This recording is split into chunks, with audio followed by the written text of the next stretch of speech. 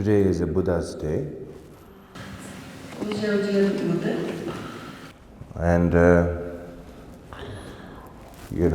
and of course with the different calendars, there's a different date about the Buddha celebrations. But today is the universal date, so that before we proceed with the session, I think it is a good symbolic to make a prayer to the Buddha. Então, é claro que tem diferentes calendários, há diferentes datas que a gente celebra, mas o dia de hoje é uma data universal, como sendo o dia de Buda. Então, antes de começar hoje, é auspicioso que a gente faça uma prece ao Buda. Meanwhile, before sharing the text, I will explain to you something. Enquanto os alunos vão compartilhando com a gente os textos, o Rinpoche vai explicando algumas coisas. So, yesterday we talked about, also please, Lama, control it, Lama,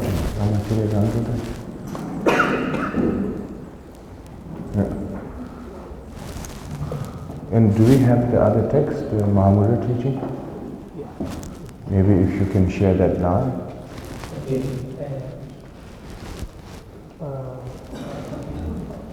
Pedir para a gentileza, todo mundo está com aquela apostila do texto de Mahamudra. Depois na página 55 na apostila, tem uma folha colorida chamada Excelente Caminho Seguido pelos Afortunados. É o ensinamento do precedente Kalu Rimpoche. Então, os ensinamentos que o Rinpoche vai dar começam a partir dessa página, tá? Mas a gente primeiro vai fazer a leitura desse texto aqui, tá bom? E são as duas louvações de Buda. Basically, even you don't have the text, I will explain everything in a human language, not in a very poetic way, so it's not a problem. Então, o que a gente está dizendo, mesmo que você não tenha um texto, ele vai explicar o seu conteúdo em uma linguagem humana, digamos assim. Ele disse, não, porque esse texto tem uma linguagem toda poética, mas ele vai explicar do que se trata. Previous Kalu Rimpoche also wrote down very simplified, Com relação a esse texto do precedente Kalu Rinpoche, a sua escrita é muito simplificada, muito acessível. So we will start our session with a prayer to the Buddha. Então nós vamos começar a nossa sessão por meio da oração ao Senhor Buda. You know this text? Esse texto é o primeiro. Sanje Judan Soge Shonam Chanju Bandu Dani Jasus Dagi Jinsu Ngebe Sonam Gendrola Benje Sanje Drubaraju Sanje Judan Soge Shonam Mala Chanju Bandu Dani Jasus Dagi Jinsu Ngebe Sonam Gendrola Benje Sanje Drubarjo Sanje Judan Soge Chonamala Shanjo Bandu Dani Jasu Dagi Jinso Ngebe Sonam Drola Benji Sanje Drubarjo Tangen Dunje Shanje Rizu Shenge Medo Ndenge Bonjo Serge Alun Boy Tambu Jibe Boy Shaji Jabo Kela Chanzalo Kange Tambro Chanjo Toge Ne Sunama Yeshe Soni Zoze Jing Tundren Zuba Jaje Drowa Ye Ngwenjro Kela Dangi De Barangi Anamanden zendu vendu kene lale pane lanjin dajishin Rilazine hamun jutu gya bonzo shubra zela shanzalo Dawa junzo shaji sebo ne shani lombe sandu dambe Sandai Janji Kidu Senjo Ne janju resu ngenze janzalo shunu doden meye senge de anga manga dane enjuze Gewo chegwa jenama tarje ne jenda me bar zela chanzelo jeden chedan dun barai chawa dai kana mando panjire zumoyi kordan denze tavla keba ye jase jora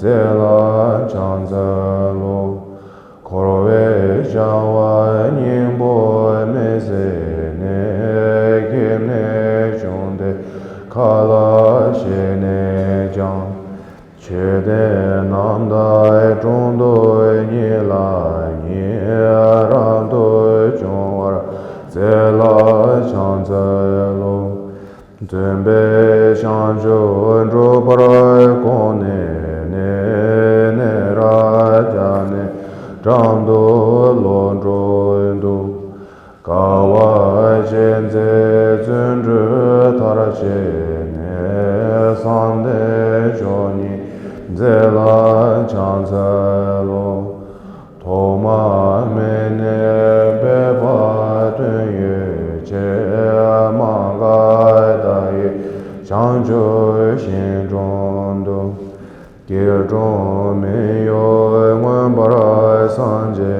ne chanjo zo baran ze lai chanze lo to jian zhuo lai nyuron doi se ne warai na se la so ne zhondo Chöge korolo korone dunja namai debai suna pöze chanzelo chenge go pengen brai saraje chemo de tumba judan lejenso koromon jege yundo tu namando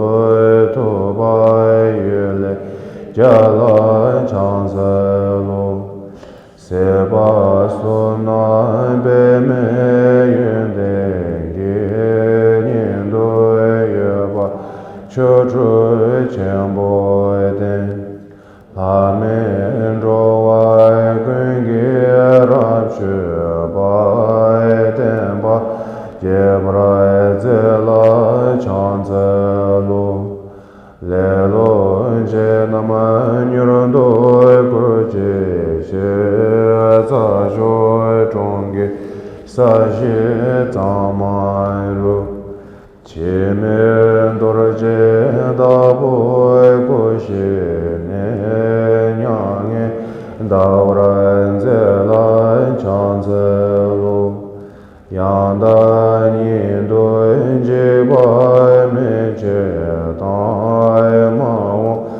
Semje se naman toje je Tenye tene rezre manju ne kodon Chaje ezela chanzelo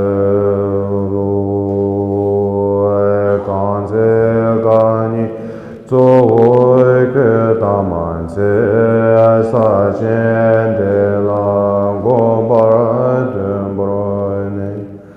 Mane jeden de nai choje son de se keba kela chanselo tamboro gande lai yune jya boy kanto yomge lomso jo lombe ne ye chondo to ba tamai jonde lai halai chanzelo shaye kando mamai jege che shaje chondo sheno rozenze seje 사소 가도 예세숨 소매고라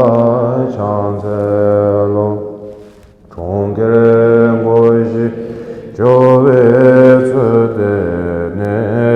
주변 남다의 종도 오자세 내라의 자네 점도 가도 세제니 준다엔 젤라 찬세로 자볼 가도 란신윤 바도 양바 진도의 지 찬세로 망간다로 도바이 문사인지 김배예시 발라 찬세로 와라나세 주게 코로로이 코로인제데 산도의 쇼주 젠보에데 자쇼의 정도의 공바냥인데 돈에 남간자라 찬세로 된다라에 덤벤다보이 존댕겐제베 쯔라엔도 자만드바이 예웬주바이 근기주바야 대시그게제단 송바라이쇼 대신시바이 기보이 제자단 고로다 고제세단 신간단 기계sen쇼 상보이 진자와이 된자 코로나의 다소 주와라이쇼 규라인 대진소와이 답에 다소의 강도의 네베사쇼소 내다오고의 타즈의 시와의 당 추단 자이시 배워란 젠도소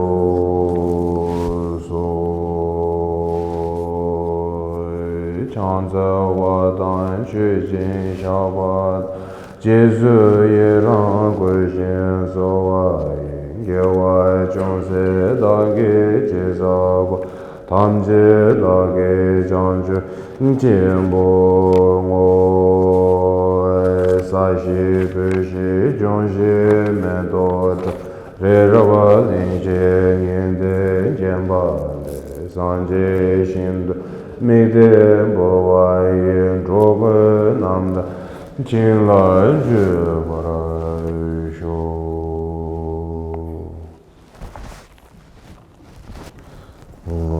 답게 도지 자제에서 ensinamentos 되게 본좀 봐서 들는 답은 제비 시지지비 저런 장소도 받는 저런 말은 뭐지 나긴 저로 되면 된쇼라 가든 챔ber 권에 제송데 고송 되게 뭐좀 장도서 so okay, so here this is the text, the topic that the one with the chakra. Então esse é o texto que a gente vai usar, esse que tem uma roda colorida, né? So, like I said yesterday, when you receive teachings, it's important to have,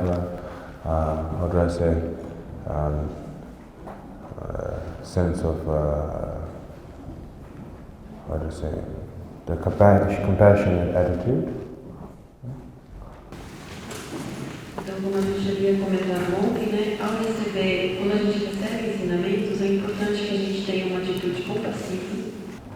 This particular topic, it was my first teaching in my life, because my Guru Vajradhara, Kalu Rimpoche, he told me to give teaching, And I had no experience of giving teaching, because in the Buddhist world, first, of course, you have to study, then you have to practice, then you have to use the right word to give teaching. It's not like a talking, it's a Dharma word and there's a conversation word. So you have to present carefully, otherwise if you talk like a friend or like a family, you will be judged, not in a bad way, but little bit. So you have to interpret the Dharma way in the most respectful and accessible for the people mind as well. So I had no experience, but Siddha Rinpoche told me that you have to give teaching. It was a big event. There was 700 to 800 people, and he told me that tomorrow you have to give teaching. And I said, I can't. With all due respect, I love you, I respect you, you are my guru, but I cannot give teaching. He said, you must give teaching. He said, if you don't give teaching, then what else you can do? I said, okay, you're right, but I don't want to give teaching. And I said, all these people, they came here because of you, not because of teenager person like myself. I know I have a name, but not because of myself, it's because of you, my Guru Vedadara. They love you, they respect you, they want to listen to your teaching, to your wisdom. That's why they come to receive teachings, empowerment from you, not a person pathetic like myself. He said, yes, I know, but you must keep teaching. And, then I said, okay, fine. He said, you are Kalu Rinpoche, you have to, you must. And when you start giving teaching with the blessing of previous Kalu Rinpoche, everything will come naturally. And my ego speak out for me, not myself, my ego. My ego told me, Kalu Rinpoche, you can do it. See what he tells you. He believes you. You can do it. You can prove everybody wrong. You can do it. And I said to Siddha, I think I can do it. And he said, you are Kalu Rinpoche. You visualize previous Kalu Rinpoche. The blessing comes naturally. You can do it. It will come naturally. I said, oh yeah, I think so too. It's like you join the political group, You're like, oh yes. You get excited. And then the next day, at that night, I was so nervous to give teaching, because there's many Rinpoches, there's many Khenpos, so I was very nervous. So, in the traditional method of giving teaching, receiving teaching, before you start, there's a prayer, mandala offering, like what we did. So I was sitting on a very high throne, almost 2.5 meters of throne, quite high. The temple is even more high. And then I see people, but not really clear. My clothes is completely wet, behind, sweating, being completely nervous. And from all the monks and Rinpoches, they finished their mandala offering. They made a prayer,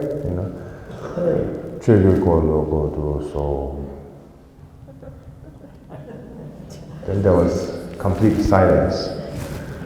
They made their prayer already. So then there's a complete silence. And I was like, oh my God, what should I do now? And then I said, there's one option left. Yes, previous Kalu Rinpoche, my option. And then I closed my eyes. I said, previous Kalu Rinpoche, I need your blessing right now in this very moment. Otherwise, I'm in a very bad situation. Previous Kalu Rinpoche, please. But my face, don't show any weakness.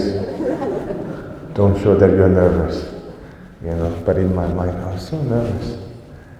And then, when Siddha Rinpoche was coming from the second floor of the temple, I felt like I was a comedian show.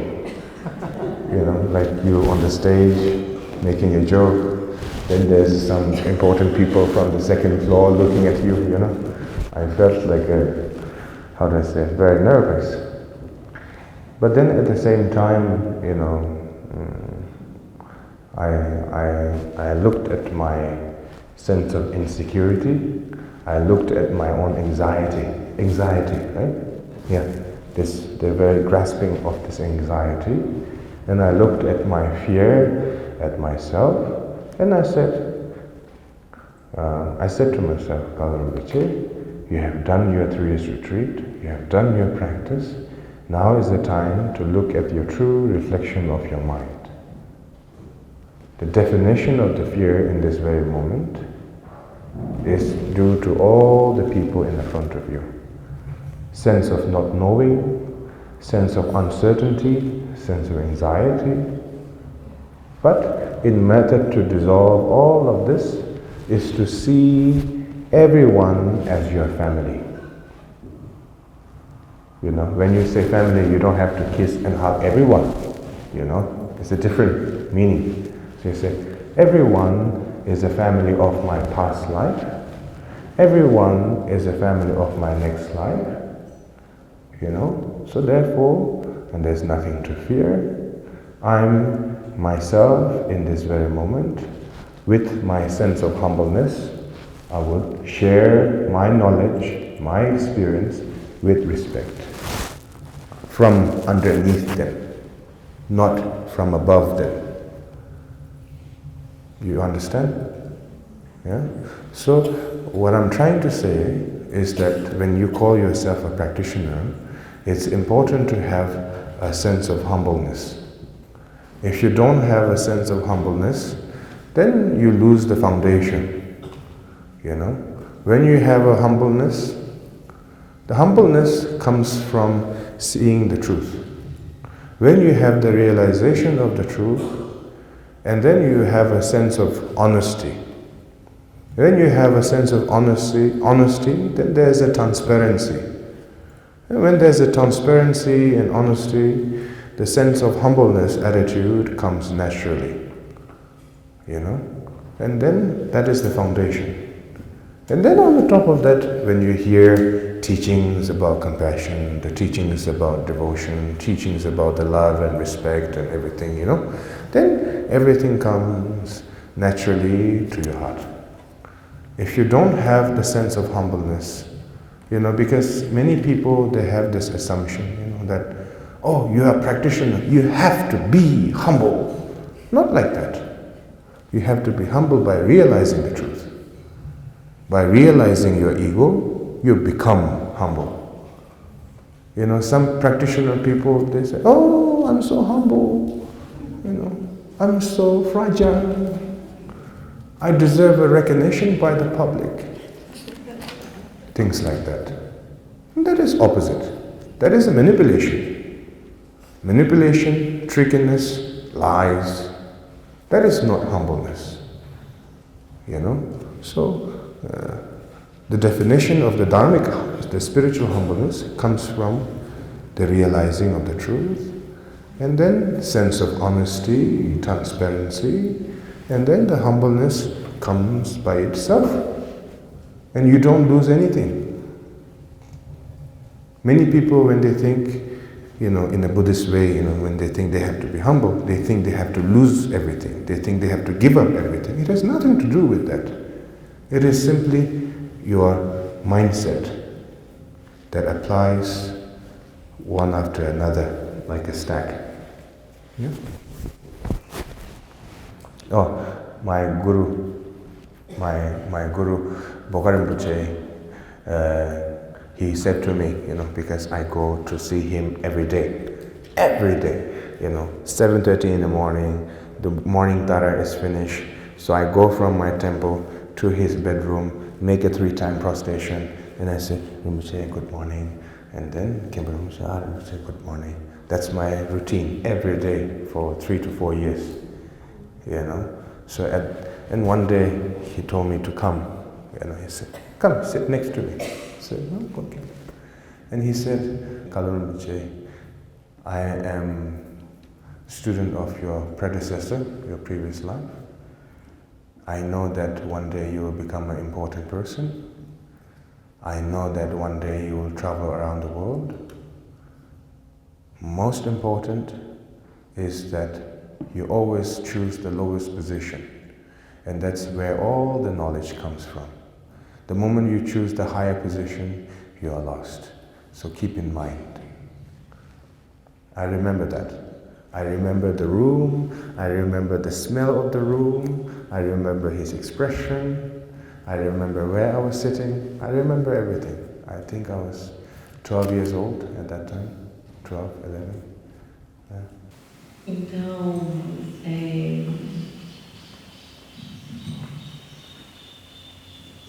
esse assunto que a gente vai tratar hoje, né, foi o primeiro ensinamento que ele deu, o Rinpoche, na vida dele. Foi o guru dele, que havia sido o Rinpoche, que disse para ele ensinar, e ele não tinha experiência nenhuma naquela época, né? E no budismo se diz que primeiro a gente estuda, depois a gente pratica, e aí, quanto a dar ensinamentos, é muito importante escolher muito bem as palavras para apresentar o tema. Não falar como a gente fala normalmente com os nossos amigos, com a nossa família, porque a partir daí a gente pode ser julgado, assim, não necessariamente de uma forma ruim, mas isso pode acontecer. Então, escolher bem as palavras e também, ao mesmo tempo, falar de forma acessível. E aí o Rinpoche comentou que ele não tinha experiência nenhuma, né? Mas o Taisito Rinpoche disse para ele ensinar, e seria num evento grande no dia seguinte. Ele falou, amanhã você vai dar esse ensinamento. E que o Kalu Rinpoche então falou, olha, eu não posso fazer isso, eu respeito muito o senhor, eu amo muito o senhor, mas eu não posso fazer isso. As pessoas vieram aqui para ver o senhor, não para ver a mim, né? As pessoas respeitam o senhor. E aí o Taisito Rinpoche disse para ele, não, eu entendo, mas você tem que ensinar, você é o Kalu Rinpoche. Se você não ensinar, o que você vai fazer? E aí o Rinpoche disse, então tá bem, né? E o Taisito Rinpoche falou para ele, olha, com as bênçãos do Kalu Rinpoche precedente, você pode visualizar ele e tal, e aí você vai ensinar. Então, com as bênçãos do Kalu Rinpoche precedente, tudo vai vir assim naturalmente, as coisas vão desabrochar naturalmente. E aí o Rinpoche comentou que ele se sentiu assim um bocado orgulhoso e tal, assim, mais ou menos, e ele falou, então eu acho que aí eu consigo, eu vou conseguir fazer isso, eu acho que eu consigo. E o Taisito Rinpoche disse para ele, sim, você vai conseguir, você visualiza o Kalu Rinpoche precedente, e tudo vem naturalmente, você vai conseguir. E aí nessa noite, então, enquanto ele se preparava, por conta que ele estava tão nervoso por ter que ensinar, e nesse ensinamento estariam presentes muitos Rinpoches, muitos Khenpos. E aí antes de ensinar, né, no dia que ele estava dando ensinamento, antes de iniciar, todos fizeram preces, ofereceram mandala e tal. Ele estava sentado num trono muito alto, de pouco mais de 2 metros de altura, assim, ele quase não conseguia ver as pessoas que estavam lá embaixo. Ele completava muito nervoso, ele estava com a camisa assim, suada, extremamente nervoso. E aí todos os presentes fizeram uma prece, e aí quando acabou a prece ficou um silêncio absoluto, um silêncio completo. E o Rinpoche falou que ele pensou, nossa, o que eu faço agora? E aí ele lembrou, eu vou me lembrar então do Kalu Rinpoche precedente. Ele fez uma prece, visualizou e ele falou, eu preciso da sua bênção agora, ou vou estar numa situação muito ruim, por favor, eu preciso da sua bênção. Mas que o rosto dele estava absolutamente impassível, mas que a mente dele estava muito nervosa. E aí do trono ele viu o Taisito Rinpoche chegando e que ao ver isso ele se sentiu um pouco assim como um comediante no palco, né? Que tinha muita gente vendo e que ele estava muito nervoso. E aí então nesse momento ele conta que ele olhou para a ansiedade dele, pelo medo dele, né? E ele disse para si mesmo, eu fiz um retiro de 3 anos, eu pratiquei, então agora esse é o momento de eu olhar para a minha própria mente. Né? E que ele percebeu que esse medo e essa ansiedade era por conta da presença dessas pessoas lá, né? Então ele pensou, eu vou ver então todas essas pessoas que estão aqui como sendo a família da minha encarnação passada, da minha vida passada. Como membros da minha família, né? Pessoas que foram da minha família em vidas anteriores e tal. E que portanto ele não teria nada a temer. E então com humildade ele compartilharia a sua experiência, a experiência dele dele com os demais e com muito respeito, não a partir de uma posição de se colocar acima das pessoas, mas pelo contrário, se colocando abaixo, né? Então o Rinpoche começou a falar da questão da humildade, né? Que é necessário, muito importante a gente ter humildade, que senão a gente perde a nossa base. E de onde vem essa humildade, né? O Rinpoche comentou que a humildade vem da gente ver a verdade e que a partir daí a gente consegue ter mais honestidade e, portanto, mais transparência, e que é daí que a humildade surge naturalmente, né? E a partir daí, por sua vez, outros ensinamentos, como por exemplo, uma realização da compaixão ou algo assim, vai vir também naturalmente. Porque às vezes a gente tem uma atitude assim de que, nossa, eu sou praticante, então eu tenho que ser humilde, né? Então o que o Rinpoche falou é que, na verdade, essa humildade ela vem naturalmente a partir do momento em que a gente vê a verdade. Então... Isso representa muito mais um resultado da sua prática, né? Do que algo que é um pressuposto da prática. Isso vem naturalmente por meio da prática. Então, que às vezes a gente pode pensar, né? Eu sou muito humilde, olha como eu sou tão pequena, assim, eu mereço, portanto, reconhecimento, né? E aí o que o Rinpoche falou é que isso não é humildade, isso é simplesmente manipulação. Então, ao ver a verdade, a gente consegue adquirir mais honestidade, a gente pode se tornar mais transparência, e aí essa humildade vem naturalmente, né? E a partir dessa humildade a gente não tem nada a perder, é como uma escada que a gente vai subindo aos poucos, assim, né? E também no sentido de porque eu sou humilde, então eu tenho que abrir mão de coisas para me tornar humilde. O Rinpoche está dizendo que ser humilde não significa ter que abrir mão de algo ou perder algo, pelo contrário, né? Humildade, na verdade, é um estado de consciência. E aí, por último, assim, o Rinpoche comentou sobre o Pokari Rinpoche, que é o guru dele, né?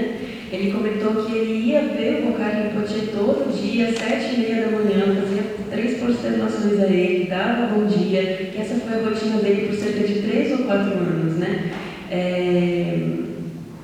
Aí um dia, o Pokari chamou o Kalu Rinpoche lá, né? Falou, senta aqui.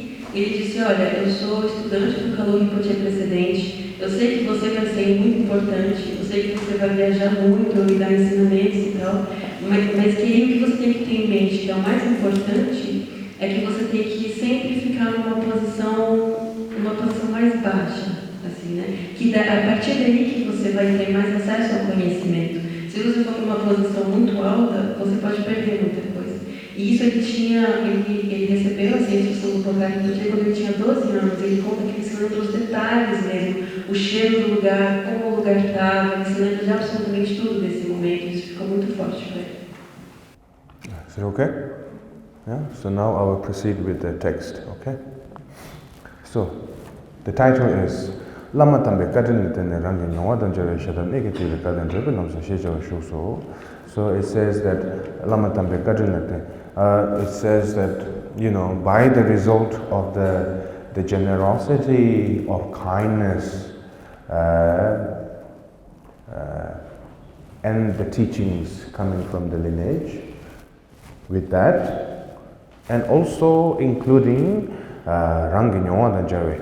And then also with my own accumulation of qualities and experience that I put together, Shaldam Negitigli. Negitigli means instruction and a guideline that is pinpointing out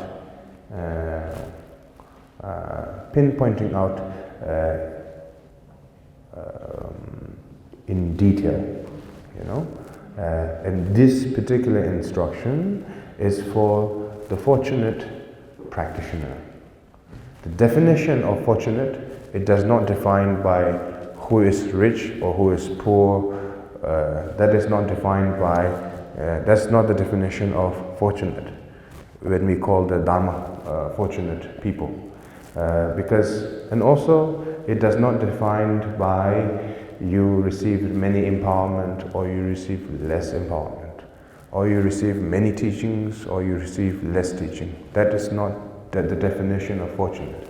The definition of the fortunate practitioner comes down to you as an individual being having a clear realization and understanding the cause of the suffering and the reality of the suffering. Like a Buddha. Right? Buddha, he traveled within his own kingdom. And then he see people who are getting lots of sickness, people who die, and people who are unhappy with so many different circumstances, right? So he witnessed all of that. And with that realization, he abandoned his kingdom. Then he obtained a Buddhahood, right? So that is the definition of fortunate practitioner. Not just knowing, but realizing and wanting to wanting to be separated from the cycle of suffering. You can say the different pattern of suffering or cycle of suffering. You can call it by a different name, right? So that is the definition of fortunate. Because such individual can receive so many empowerment, so many teachings, but very little change of heart, you know. So that is possibility. Just because you are in a temple does not mean that you are great, you know. Everybody can buy clothes from the shop. Everybody can customize clothes, you know, to look elegant, to look simple, to look in a different way, you know. But the true realization has to come by itself. Not by a different place you live, not by different clothes that you wear, you know. Yeah. It's like how do I say, like a public servant, you know. Nowadays, people, they wear all this expensive clothes and they say, I am a public servant. Or you can be simply, you know, be an ordinary being, engaging with ordinary life, listening to the ordinary people's difficulties, you know. And then that is the definition of public servant, you know. Not by showing all the gold and silver around your neck and saying that, oh, I am a public servant, right? So you can misuse the name very easily. Just like that, in a religious institution, one person can memorize all the text.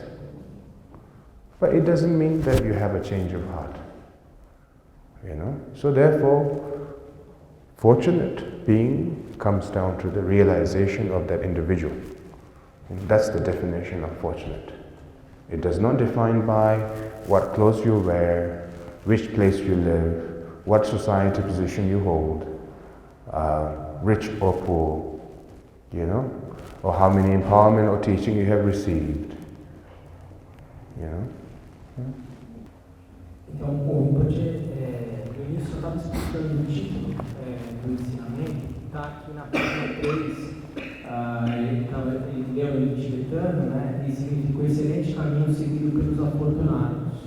Esse texto traz os pontos essenciais das instruções orais vindas da vontade do Santo Lama e associadas à minha própria experiência. É o que ele estava explicando no início. Então, no título do texto, a missão ao que é o praticante afortunado, e aí o começou a falar sobre o que é a definição do que é uma pessoa afortunada, do que é um praticante afortunado, né? Isso não tem a ver com ser rico ou com ser pobre. Então, o Rinpoche comentou que muitos podem receber muitos ensinamentos, podem receber muitas iniciações, mas ter pouca mudança no seu coração, na verdade, né? Assim como a gente pode, por exemplo, mudar de roupa, usar uma roupa mais simples ou mais elegante, é mais ou menos parecido com isso, né? Então, a realização a gente adquire não por onde a gente vive, ou pelas roupas que a gente usa, ou se a gente é rico ou pobre. E aí o Rinpoche usou o exemplo do servidor público, né? Que às vezes servidores públicos podem usar roupas muito caras e falar, nossa, eu sou um servidor público, né? Mas talvez um outro significado disso pode ser você ser uma pessoa comum, uma pessoa simples, e você simplesmente estar próximo das pessoas, e você ouvir as pessoas, e que isso seria um significado mais verdadeiro do que poderia ser, por exemplo, um servidor público, né? E esse tipo de dinâmica a gente vê também em instituições religiosas, né? Não é porque alguém saiba, por exemplo, muitos textos ou tenha decorado muitos textos que tenha tido necessariamente uma mudança no coração dela, né? Então, o praticante afortunado não necessariamente por ser rico ou pobre, nem pelo número de ensinamentos que ele tem. And then, the second, page number 5 of this one. Namu Guru Zazuramji Jesudibigo Chilam Urumana Join Osun Chigun Yaman Lama Choki Chinlab Zolo. So,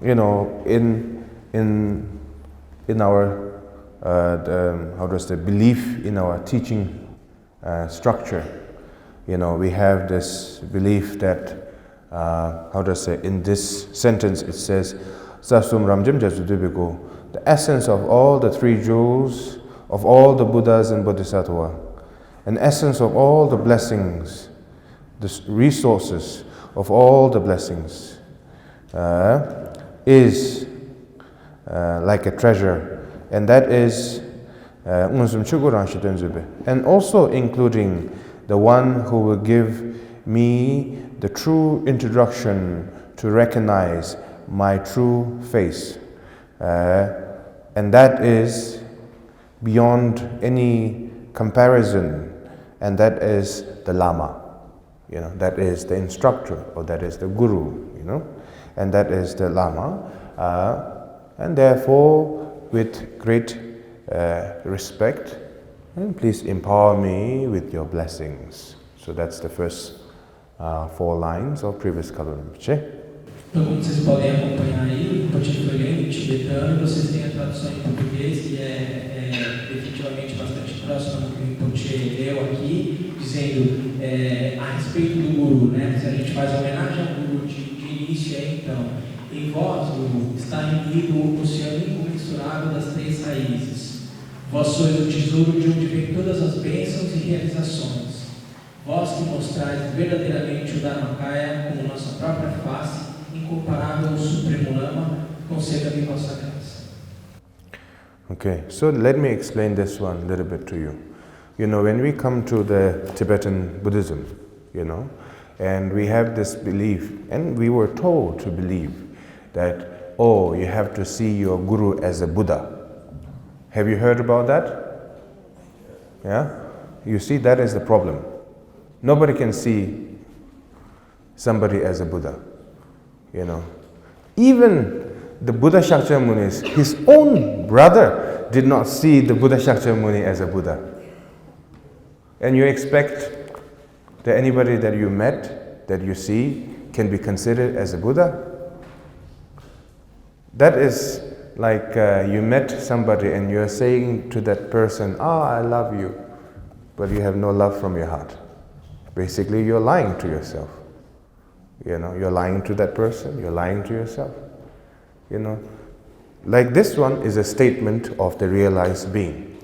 Statement of the realized being and the development structure that has to be established from the individual being is 2 different things. Então, o Rinpoche está explicando o seguinte, né? Quando se faz referência ao Lama, né? É ensinado que a gente deve ver o nosso Guru como sendo Buda. Ele perguntou, vocês já ouviram isso? Né? Alguém já disse para vocês, no contexto do budismo tibetano, que vocês devem se referir ao seu Lama como sendo Buda? Vocês já ouviram isso? Alguns de vocês finalizaram que sim, né? O Rinpoche está dizendo, mas ninguém pode ver isso de cara. Não é de fato assim que funciona, né?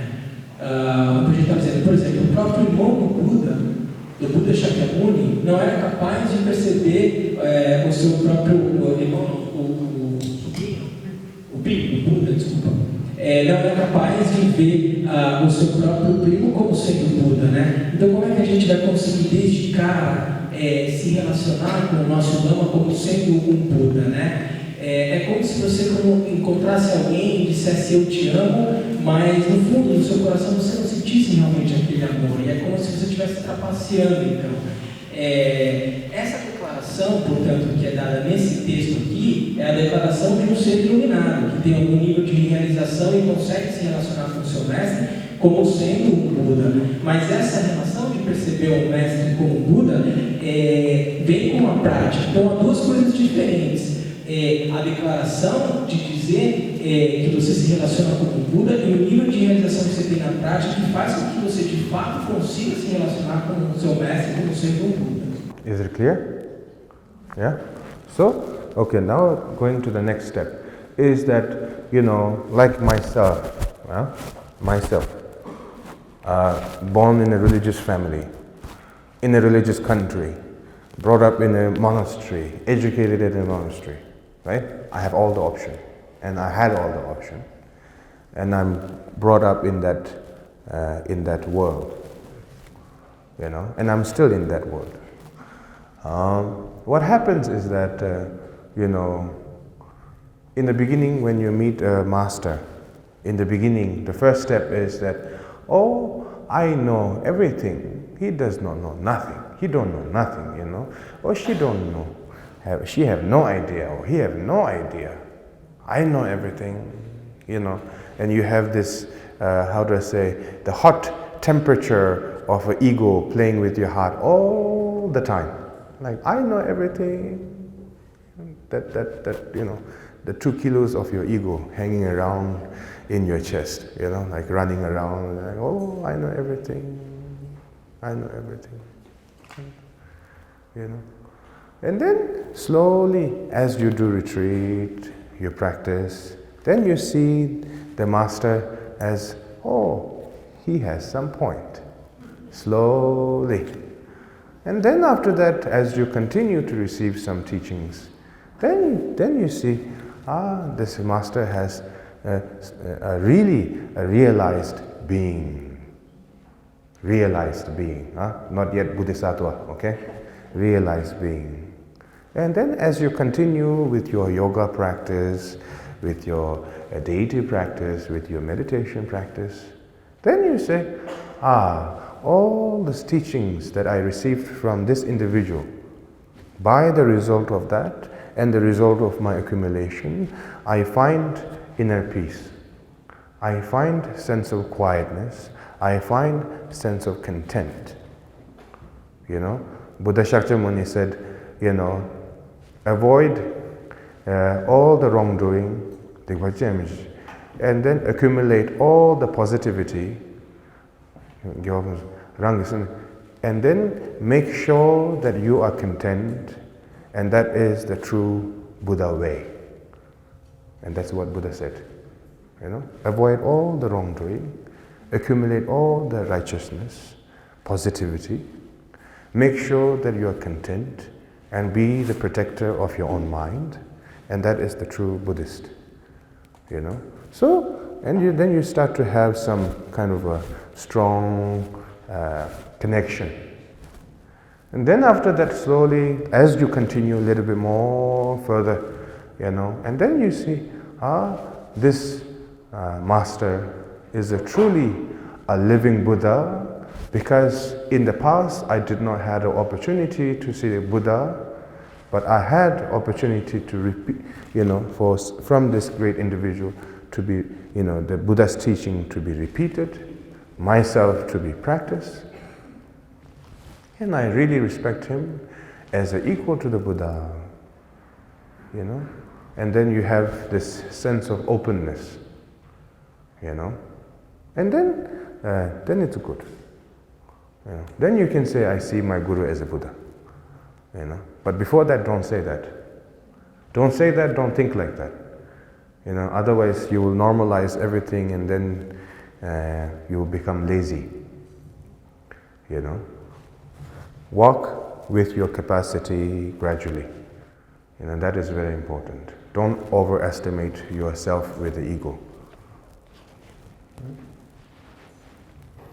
That is my personal experience, and it didn't come in 1 year, it didn't come in few months, it come after years, 3 years of experience of retreat, 3 years and 9 months, and after that again seeing my master. The definition of the Guru, it's like a Kalu Rimpoche, my Guru. He listens to you when you're having the most terrible time. He's listening to you when you're having a very good time, whether you're in a bad situation, whether you're in a good situation, his expression is always the same. The way he wants to support you is very genuine and equal at all times. And that is the definition of the Guru. And that is the definition of the true connection. And that's something that you have to find slowly. Like I said in Sao Paulo, I said, practice first. Guru will come to you.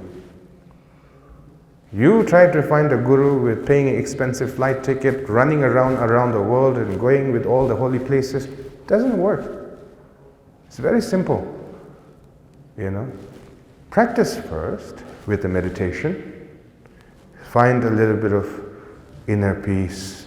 Find a little bit of small, simple realization. And when you have that kind of a clear understanding of, with the instruction of the Buddha, I have achieved this much. I think I need a little bit more further instruction. Then, then you start your journey. Because many people, they are running around the world, saying that I need to find a guru. I need to find a guru. It doesn't work like that. You practice first, which you can, with the shamatha, meditation, and that's what His Holiness Dalai Lama said all the time. Focus on meditation, focus on meditation. It's not something that I am starting some kind of a revolutionary idea. You practice first with the foundation, and then the Guru will come to you by itself. Então, o Kalu Rinpoche comentou do caso dele, ele nasceu numa família religiosa e cresceu no monastério e está sempre nesse mundo, assim, e ele ainda permanece nesse mundo. E aí, sobre esse momento de encontrar o mestre, encontrar o Guru. O Rinpoche comentou que a gente tem, no início, quando a gente encontra o mestre, às vezes uma atitude de que eu sei tudo e que ele ou ela não sabe nada, né? E eu sei tudo. Aí ele comentou que é como se o nosso ego estivesse muito quente, assim, e meio que brincando com a gente, né? E a gente sempre pensando, mas eu é que sei tudo. E aí, então, aos poucos, com a prática, a gente vai praticando, fazendo retiros e tal, aí a gente pode vir a pensar, mas esse mestre, ele tem um bom ponto, ele fala de umas coisas que fazem sentido, né? E aí, assim, gradualmente a gente continua praticando e ao ter mais ensinamentos, aí a gente pode passar a pensar, nossa, esse mestre realmente é um ser, então eu acho que bem realizado, um ser realizado. E aí, então, a gente vai continuando nas práticas, na meditação e tal, e aí eu posso perceber, esses ensinamentos que eu recebo desse mestre, com eles eu percebo que eu encontro mais paz, eu encontro contentamento, eu encontro mais tranquilidade. E, por exemplo, o que o Buda falou, né? A instrução que o Buda deu pra gente é de evitar sempre fazer o mal, praticar a negatividade, que a gente tem que praticar sempre a virtude, atos positivos, e que a gente tem que ter sempre contentamento e proteger a nossa própria mente. E que isso seria a definição do que é um verdadeiro budista, né?